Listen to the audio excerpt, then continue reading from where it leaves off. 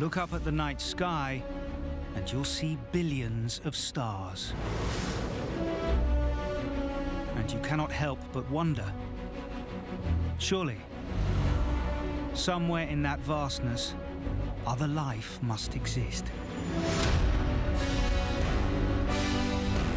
Now scientists are closer than ever to finding the answer. Thanks to this. Kepler is the most powerful planet hunter ever built. And it's making astonishing discoveries. The sheer numbers of planets out there is really quite stupendous. And even finding new worlds like our own.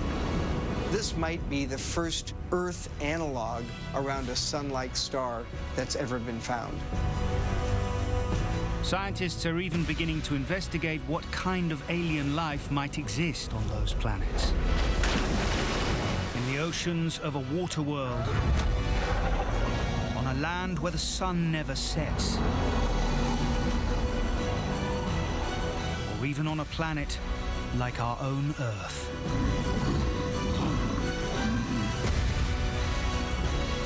This is the story of how one spectacular spacecraft has brought us closer than ever to answering mankind's ultimate question. Are we alone?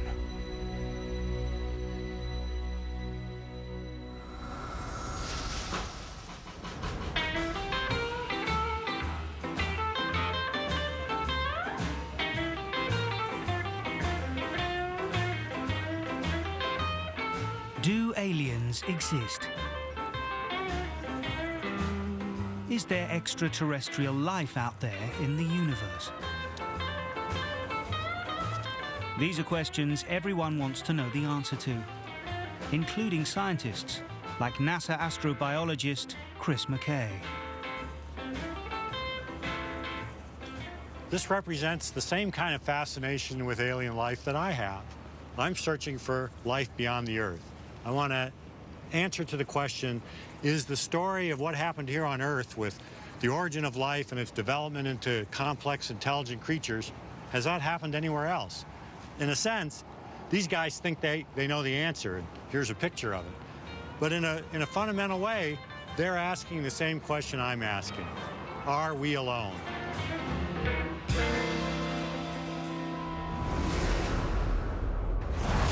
Searching for alien life is no longer in the realm of science fiction. In fact, we're closer than ever to finding ET, thanks to the efforts of a new spacecraft.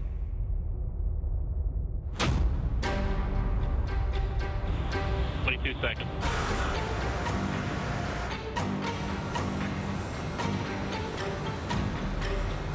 Cape Canaveral, Florida. T-minus 5, 4, 3, 2, start, 1, 0.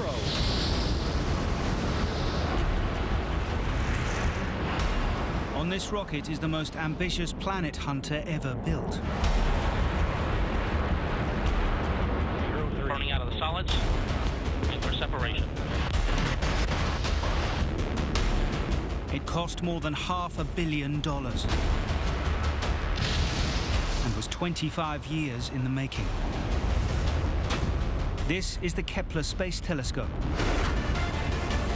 Its 7-year mission to seek out new worlds that might have alien life.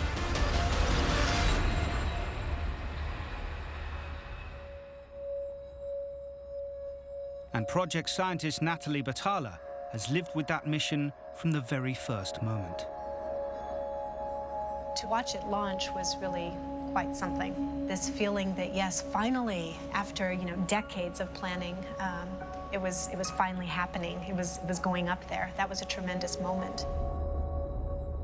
Just a month later, on April the 7th, 2009, Kepler was ready to get to work. The spacecraft jettisoned its dust cover, and Natalie was one of the first people on Earth to see what it saw. This is Kepler's first light image.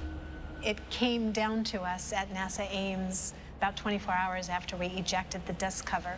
Most everybody had gone home, except for me. I stuck around. As it filled my computer screen, the image that came to my mind was like champagne filling a glass, with all of these stars being the little bubbles. It was very exciting to see, and I felt a little guilty that I was there enjoying that moment all by myself at 9 o'clock at night. Every single tiny dot that you see is a star.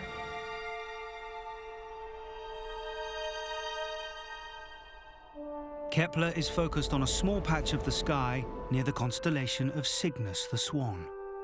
You can see it for yourself on any clear summer night. The field of view of Kepler is a region of sky about the size of my open hand at arm's length. In that area of sky are 4.5 million stars in our galaxy alone.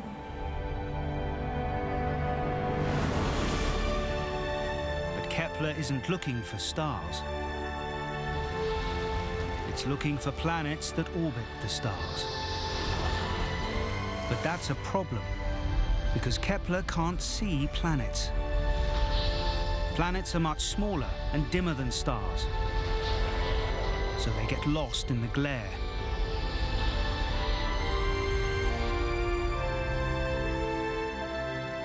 And this spotlight shows why.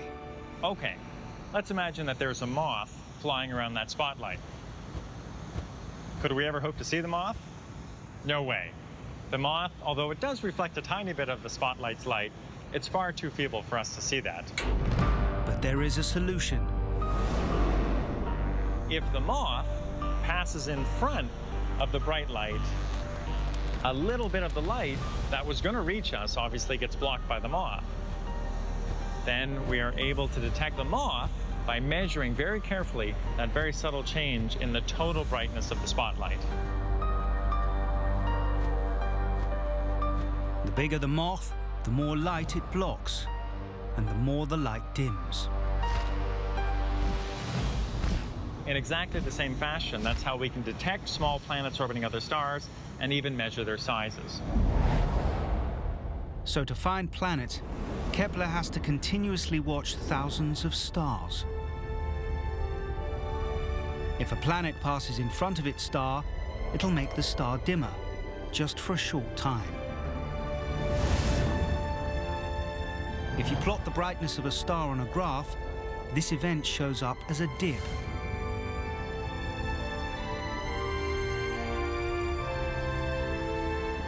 And right from the start, Kepler saw stars dimming.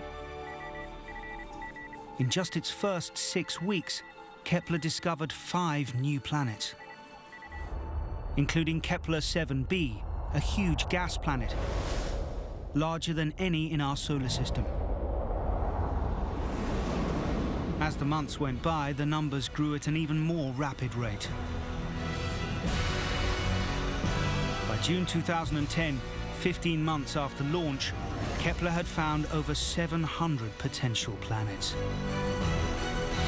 Once, it took months to find a planet. Now they were coming in at a rate of almost 2 a day. But this was only the beginning. Soon Kepler would find what it was really looking for. Worlds that might be capable of sustaining life.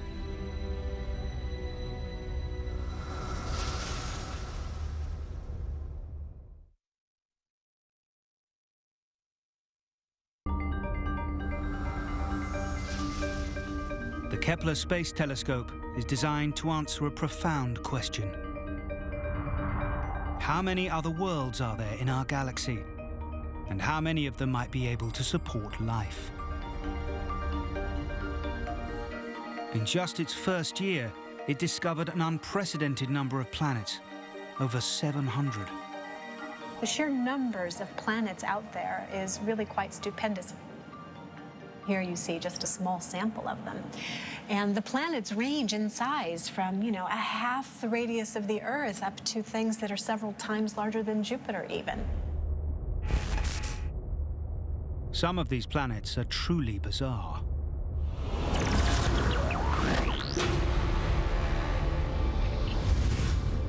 2011, Kepler discovered a world that's a vision of hell.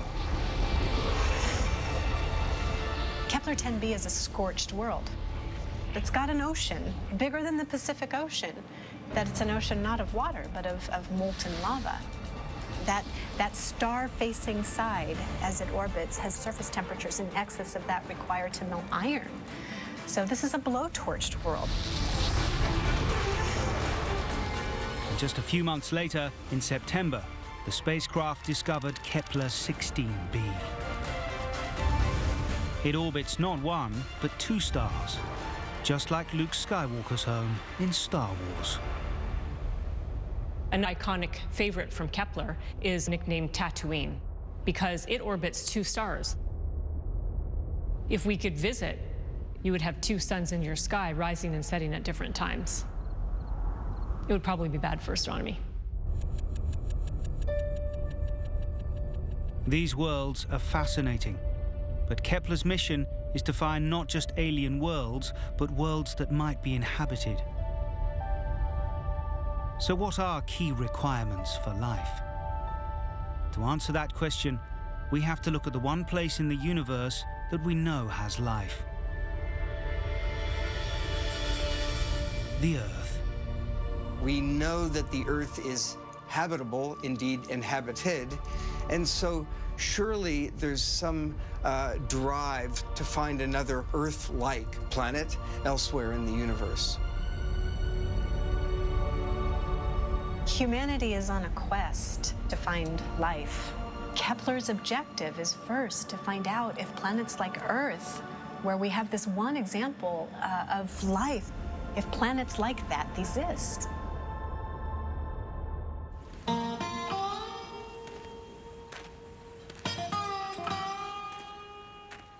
So what is it about the Earth that makes it the perfect place for life? NASA astrobiologist Chris McKay has spent years investigating that question.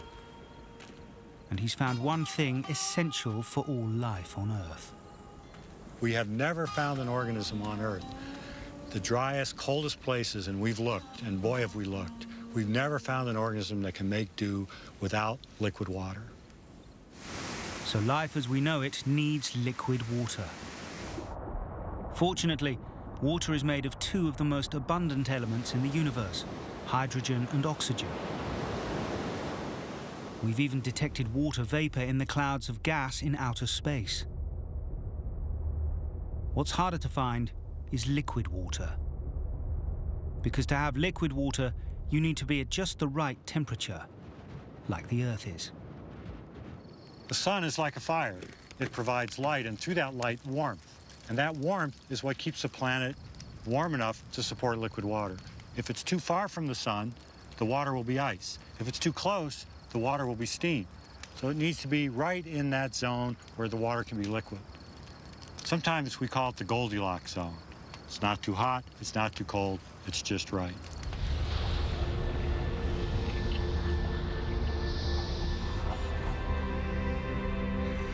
Kepler's mission is to find a planet in this Goldilocks zone. And the key to that is the speed at which the planet orbits the sun. When a planet is very close to the star, it's going around quite rapidly. The period is very short. It can go around in weeks even around the central star. As the planet is further away, it takes much longer. A planet that orbits once a week will be close to its star and very hot. A planet that orbits every 10 years will be very far away and too cold. So scientists were looking for a planet with an orbit similar to Earth, roughly once a year.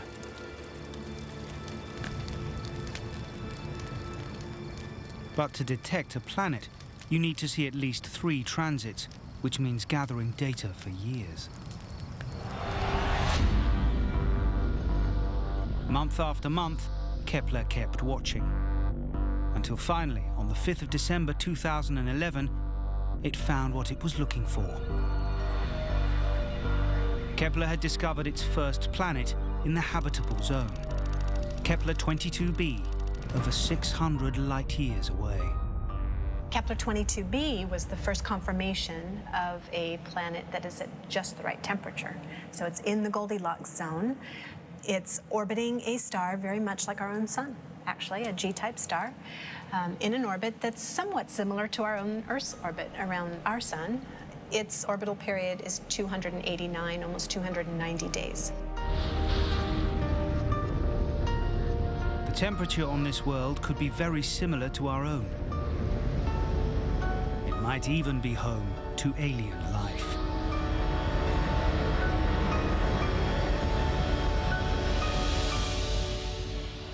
But to understand what kind of life, we need to know what kind of planet it is. In our solar system, there are two kinds of planets. Huge gas giants like Jupiter and Neptune that have no solid surface, and small rocky planets like the Earth. Kepler 22b is in the middle. It's about 2.5 times the size of Earth. Bigger than all the rocky planets we know of, but smaller than the gas giants. So what is it? So far, what we can tell is that the planet is probably not purely solid. It's not a big ball of rock. And from the study of other planets, all of those somewhat larger than Earth planets have lots of water and also perhaps some atmosphere. So by association, the bet is that Kepler 22b will be a rocky planet with a very dense and thick ocean. If Jeff is right, this would be a planet completely covered in water. It's the perfect planet for a paddle. Jeff can imagine what it would be like to kayak on Kepler 22b. If you were kayaking on Kepler 22b, you'd look overhead, you'd see a host star that would remind you of our own sun here, a yellowish star about the same size as our sun. What's interesting about water, even on Kepler 22b, is that the density would be about the same as the water we enjoy here on the Earth. No different, really. The gravity of the planet might be a little higher, a little lower than the Earth, but not so different. But look beneath the surface, and this ocean is unlike anything on Earth. The ocean would be thousands of kilometers thick. There would be no ocean floor to dive down and visit because it would simply be too far away. Even so, Kepler 22b could have the essentials for life: liquid water and energy from its sun. And perhaps it could have a whole ecosystem living in its endless ocean. But what would it be like? Many scientists believe there are things on Earth that we'll also find on other planets, like photosynthesis, collecting energy from the sun. One fundamental function that life needs to be able to perform is to gather energy for itself. Now, because sunlight is such an abundant energy source here on Earth, and for any planet orbiting another sun, we'd expect photosynthesis, and therefore possibly things like plants, to be pretty common out there in the galaxy. So could there be plants on our water world? If there are, they'll have to cope without any ground to grow in. On a water world, the main challenge that these plants are going to face is remaining buoyant. You can't start sinking down beneath the water too far, perhaps by having bladders filled with gas that help you to buoy up in the water. This alien seaweed could provide food for animal life too. But what might these animals look like? Jeff Marcy thinks we can speculate. We have some ideas just from the laws of physics. Any species on a water world orbiting another star would want to propel itself rapidly and therefore would be streamlined in its design. It would need a propulsion system, fins. It would need to gather nutrients. It would have to have something like a mouth, and it would probably want sight and therefore it would have something like eyes. So we get some idea, albeit somewhat geocentric, that life elsewhere might have some properties that are reminiscent of life here on Earth. So could our aliens look like this? They seem somewhat familiar. That's down to something called convergent evolution. Now these two animals here look very, very similar. They look like hedgehogs. But actually only this creature on my lap here is a hedgehog. He's making a spirited bid for freedom. And this other animal here is actually entirely evolutionarily distinct. This is a tenrec. The tenrec is actually more closely related to the elephant than it is to the hedgehog. So this is a really nice example here of how evolution, quite often when it's trying to solve the same survival problem of avoiding being munched by a predator, two very, very different evolutionary lineages will converge on the same solution. So two unrelated animals can end up looking almost alike, just as dolphins and fish have evolved a similar shape. So the same forces of evolution could have created the fish shape on an alien planet. So some fish might be herbivorous, they might be nibbling at these fronds, but then you'd also get fish preying on those herbivores. So you'd have prey fish and predator fish. There are features of hunters on Earth that we might find here as well. Lone hunters are generally bigger than their prey, have sharp eyes, and even sharper teeth. But there will probably be differences too. On Earth, fishes have jaws that open vertically, but they could just as easily move sideways.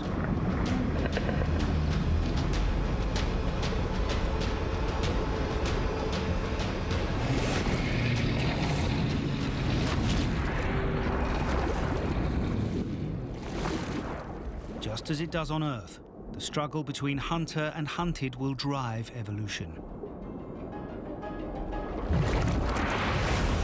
But without land, this is no place like home. There's no chance of little green men living here. But Kepler soon found a planet which might well have plenty of land for aliens to live on.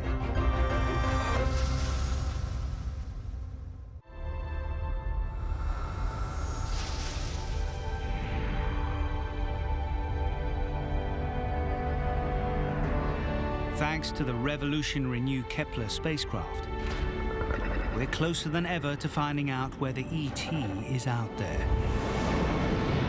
We now know of hundreds of alien worlds that exist in our galaxy. But what scientists really want to find is a planet a similar size to our own. Because an Earth-sized planet has the best chance of having oceans and continents.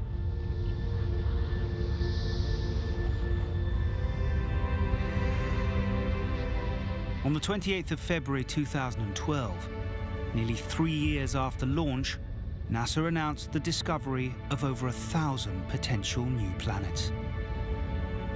One of these was orbiting the star KOI 2626.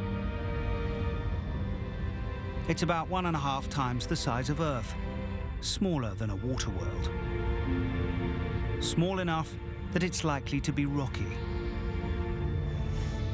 But there's a problem.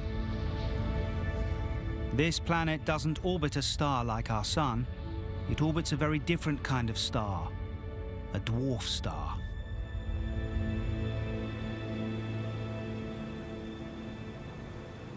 When I was a kid, I was told in school that the Sun is an average star, which is a complete lie. The Sun is not an average star. Most stars in the galaxy are much less massive and put out much less energy than the Sun.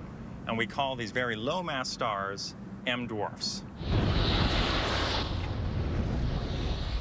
Our sun is yellow in color, very massive, very large, and compared to it, these low-mass M-dwarf stars are tiny. They're only about 10 or 20% the size, 10 or 20% the mass, and they only put out 1/1000th the amount of energy. This star, also called a red dwarf, is so feeble you might think this planet would be too cold. But in fact, it's just the right temperature. An M-type star provides much less sunlight than our star. To get the same amount of warmth, just like this dimmer fire, you have to move in closer. There's still a habitable zone. You can get close enough to the star that it's warm enough for liquid water. But being so near to a star can create a strange situation. Gravity from the star pulls more strongly on the closest side of the planet, a slight drag which can cause one side to always face the star. Astronomers call this tidal locking. This world would have a sun side that's always hot, and a dark side that's always cold. At first, it seemed this would make life impossible on the planet, as there'd be no atmosphere to sustain it. When we first conceived of the notion of a tidally locked planet, even in the habitable zone, the thought was, well, on the dark side, it's going to be very, very cold. So cold that the atmosphere could condense out completely. All the carbon dioxide that would normally be in the atmosphere would be present as ice, forming a giant polar cap on the dark side. Ice like this. This is a chunk of carbon dioxide.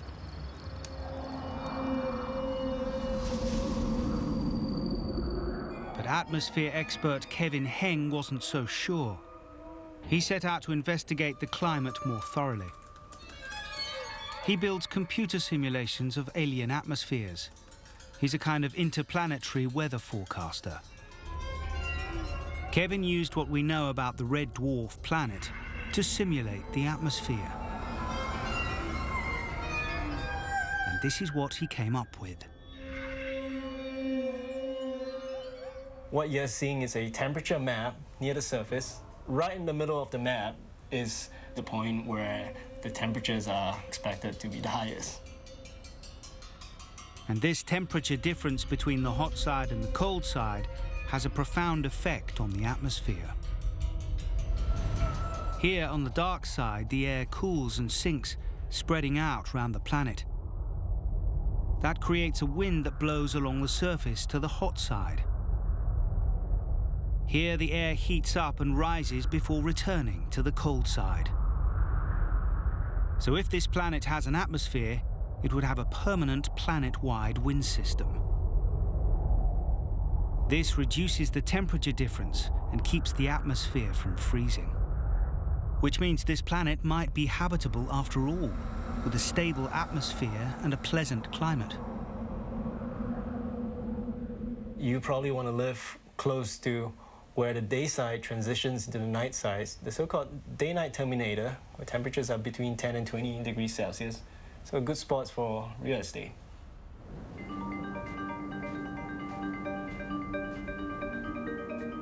Standing in this real twilight zone would be pretty strange. You'd be stuck in a permanent cocktail hour, bathed by a sun that never sets. On this world where the sun doesn't move, sunward is too hot, away from the sun is too dark and cold. The habitable zone may be just this zone right here, where the sun is at perpetual sunset. Standing here, looking out, we would see a red dwarf star. It looked much redder than the sun viewed from Earth. Any plant life on this planet would have to adapt to this endless deep red sunset. Here on Earth, plants use chlorophyll to collect the sunlight. This green pigment is adapted to harness the yellowish light of our sun. But plants here would need to collect more red and infrared light. Scientists think they would most likely be black. The darker the pigment, the more visible light it absorbs. So by being black, these plants would absorb the maximum amount of energy from the weak sun.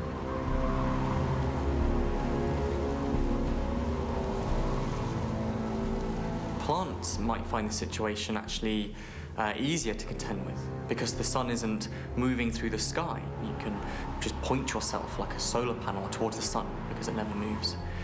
But actually one of the other features of a tidally locked planet would be the fearsome winds blowing constantly in the same direction. So maybe a flat panel wouldn't actually end up being the optimum design, and you want to be a bit more flexible and giving to allow the wind to kind of blow through your perhaps fan-like shape. But if there are plants on this world, could there also be animals? Lewis Dartnell thinks we might find creatures collecting organic matter created by the plant life in a very clever way. On Earth, we find filter feeders, life that filters particles or little grains of food out of the water as it wafts past them. On a planet like this, we might find a similar strategy on the land. So maybe we'd find something like land whales that aren't filtering out plankton from the sea like the whales in our oceans, but are great big static animals that try to filter out particle matter from their wind to feed off. They're not going to get a lot of food that way, so these creatures would have to conserve their energy by letting the wind do all the hard work. Being static won't be a problem, as long as there are no predators here. But there is a danger they'll face which could prove fatal. Solar flares. These stars can be very active. They are typically much less bright than the sun, but can occasionally flare with huge eruptions. So an organism sitting on a world exposed to that radiation would suddenly be bathed in X-rays and UV light. Even with a thick, scaly skin, this radiation may be too much for life to survive on the sunlit side. But what about the dark side? There's no sunlight here, but Lewis thinks there might still be a way for photosynthesis to occur. Maybe we'll find photosynthetic life even in the permanently night side half the world, growing by the light of aurora, where there'd be just enough trickle of energy to support microscopic photosynthetic life forms in this eternal night. But this feeble light probably can't support much more than simple single-celled organisms. To have the best chance of finding complex life, Kepler needed to find a planet that wasn't tidally locked. A planet that orbits a sun more like our own. A planet in the crucial habitable zone. And a planet that's rocky, a similar size to the Earth. For all its success, Kepler hasn't found a world with all these characteristics. Until now. This is the star with the snappy name KOI 701. In early 2011, Kepler saw signs that it had not one but 3 orbiting planets. This was an alien solar system, and the third planet out looked like it might be in the habitable zone. But there was a lot of work still to be done. Before they could investigate if this planet could sustain life, they had to double-check it actually existed. So Jeff got to work using a huge telescope in Hawaii. So we're just a few seconds away from going to KOI 701.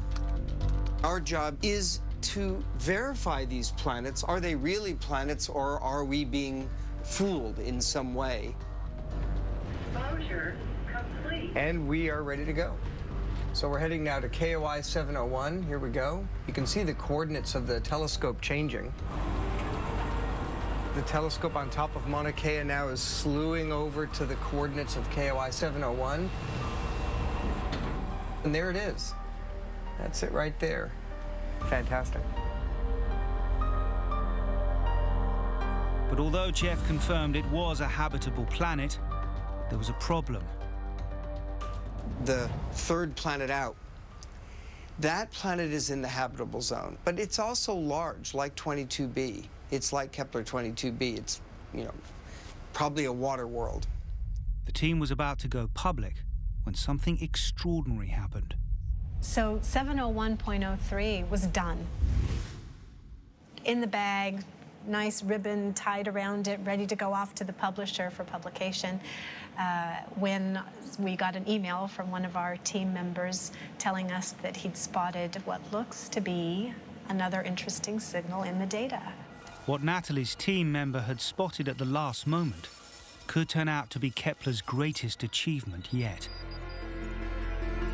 KOI 701 didn't just have 3 planets orbiting it, there were 4. And this 4th planet was in the right place and the right size. We examined the data more carefully, and there is another planet that is smack in the habitable zone, and it's only a little bigger than the Earth. Bingo. It was exactly what Kepler had been searching for. A planet in the habitable zone, small enough that it could be made of water and rock, like the Earth. And so this is something you could stand on, something that's rocky. This might be the first truly Earth analog around a sun-like star that's ever been found. This planet is over 1,200 light-years away.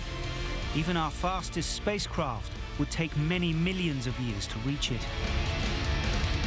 But this is the most Earth-like world we've ever found.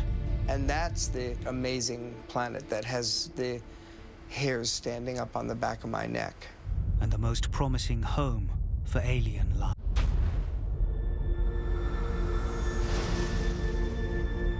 Kepler has now discovered a world small enough to be rocky like the Earth and in the right position to have liquid water.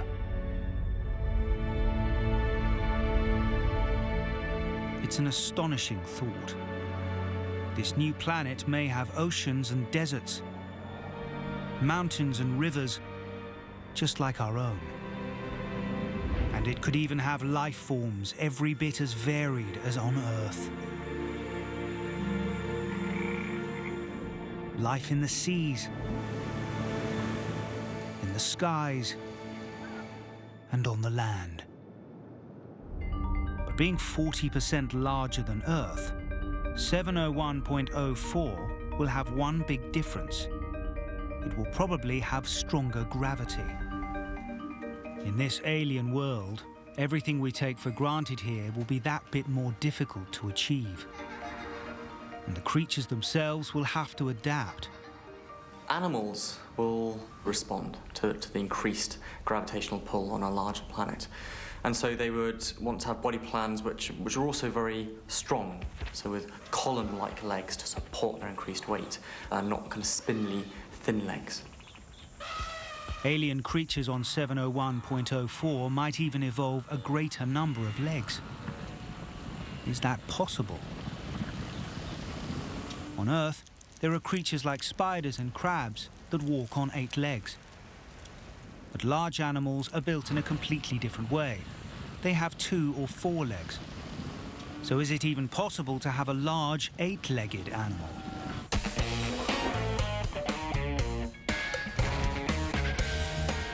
Bill Sellers might have the answer. He studies biomechanics, how animals move. He's even worked out how dinosaurs walked the Earth by simulating them on a computer. When we have an alien life form, we treat the shape of the animal as the framework of the robot. We add motors to actually drive the creature. And then the trick is that we get the computer to learn how to be the most effective driver for this particular shaped animal. Bill applies the same technique to an alien creature with 8 legs. Could such an animal exist? And if so, how would it walk? Using a genetic algorithm, first the computer generates hundreds of random movement patterns and tests them out. At first, the results are unimpressive. This is a moving forward start. But as you can see, what happens if it gets the pattern wrong, then although it's still moving its legs, it's lost all forward velocity and actually is starting to go backwards in a very unstable way. Other examples of failures, for example, this one, what happens is the front pair of legs trip over and then the whole thing nosedives, and because of where the weight is, the back legs are up in the air and spinning round. So again, this is a complete failure and we wouldn't work from those. But the computer takes the best of the random patterns and produces new variations. Repeating this process thousands of times and using weeks of supercomputing power, the alien finally learns to walk. After the evolutionary process is finished, we end up with these very stable, very efficient gaits.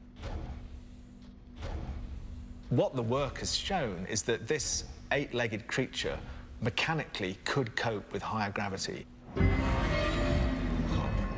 So it is at least possible that this new Earth-like planet could have animals with 8 legs walking across its surface.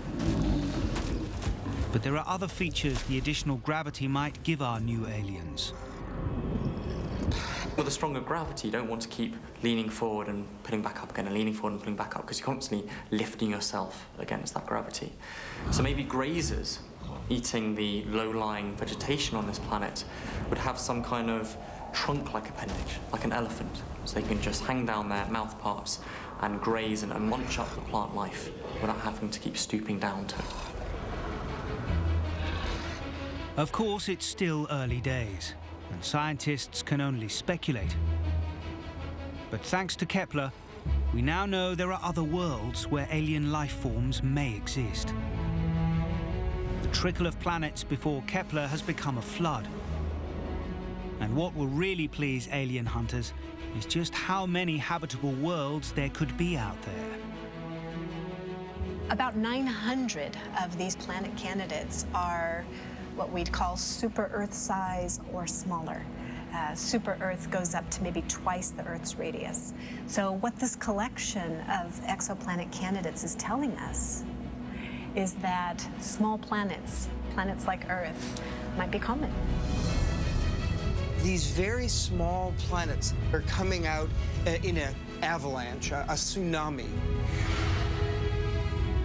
Based on the Kepler data, scientists estimate that 1 in 6 stars has an Earth-sized planet.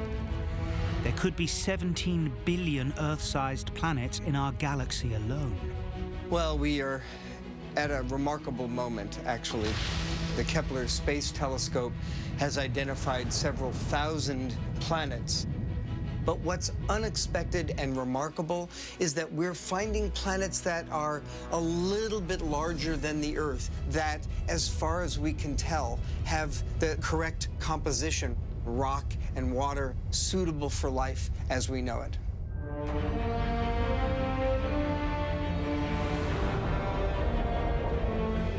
Kepler is still out there, searching, with enough fuel to carry on for years to come.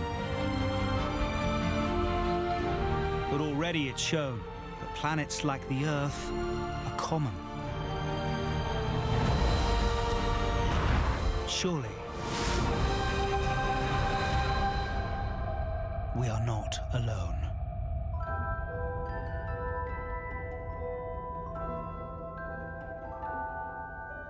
Wow, from extraterrestrials to blood-sucking vampires. Get your teeth into our movie premiere here on Channel 5. Ethan Hawke and Willem Dafoe star in Daybreakers. On the way next.